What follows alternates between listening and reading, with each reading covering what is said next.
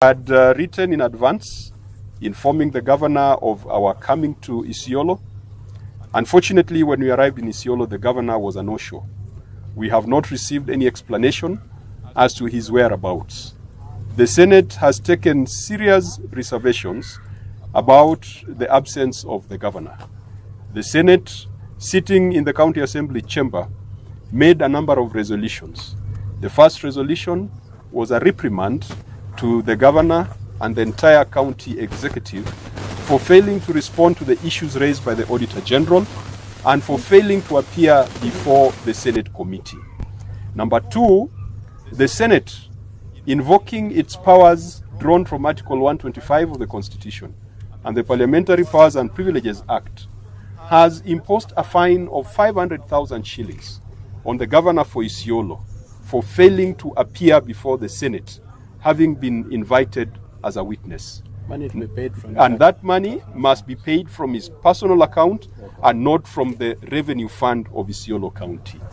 Number three, the Senate has also invoked its powers to summon or to compel the appearance of the governor before the Senate by means of summons. The date, place for the summons will be communicated in due course, but we will also be instructing the Inspector General of Police to make sure that the governor appears before the Senate, failure to which he will have to be arrested and forcefully presented before the Senate. Now, all this was not necessary because we did not come on a witch hunt. Correct. And we did not come to do local politics. We came to see what the money that Senator Dulo and the rest of us have been fighting for to come to the counties, what that money has done. We went to see the county headquarters, a very grand project that has been on for the last 6 or so years. Unfortunately, they could not even allow us to go in. We went to the market. We found the market has been stuck for many years. We've gone to the stadium. We found the stadium is a white elephant. We have come to the dispensary here. We have found that it has become a slaughterhouse rather than a place for treatment of patients. We have gone to the mortuary. We have found that you have a mortuary where even the cooling systems are not working. And they were blaming us for turning off electricity, saying that it was working before we came. This is not the promise and dream of devolution. The people of Isiolo are Kenyans. They deserve better. They deserve quality health care at the same level as the people of Kisii and the people of Nandi.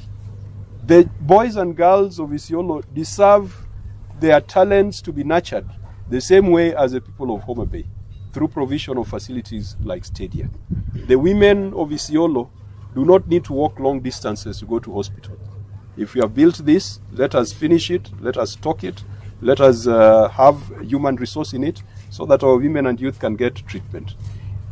Senator Cherargei will say it, but he said something that I found very interesting, that in Isiolo, maisha ni ngumu kama uko hai, na hata kama umekufa unapelekwa kwa ile mochari, maisha bado ni ngumu. It should not be that way. So we are going back to Nairobi very disappointed at the state of affairs, but to the people of Isiolo, the Senate will not leave you alone. The Senate will be on your side. When we send the money to the county, we are not sending it to the governor and the bosses. We are sending that money to benefit you. You are lucky to have a senator who has always fought for Isiolo. That county headquarters that is told, it is Senator Dulo who fought for Isiolo to be among the counties that were benefiting from that conditional allocation. The county assembly, the ones who have disappeared on us today, it is Senator Dulo who fought for the county assembly to get an additional 60 million for them to complete their premises. When the politics of one man, 1 shilling, 1 vote was there in the last parliament, it is Senator Dulo, alongside other gallant senators, who stood firm to ensure that Isiolo was not losing out on revenue. If Senator Dulo wouldn't have spoken out, Isiolo would be receiving 2 billion Kenya shillings, not 4 billion Kenya shillings. The Senate exists to protect and defend the interests of counties and their governments, but where the county government's interest is at odds with the interests of the citizens, the Senate will stand with the citizens and will call out the county government. And the county government is the assembly and the executive. Leo wamepotelea mitini, hatujawaona, and as they say in English, the guilty is afraid. And why would they be afraid? They should only be afraid if they are committing illegalities, if they are stealing, if they are doing all sorts of bad things here in Isiolo. Finally, we have declared Isiolo a crime scene because there's nothing that we have seen that seems to be working. Being a crime scene, we will be calling the EACC to come here, the Office of the Auditor General, the Directorate of Criminal Investigation, and if these organizations cannot make sure that resources are properly utilized, Senator Mtata has advised us that we could still push for either dissolution of this county government or push for suspension or stoppage of funds to Isiolo County.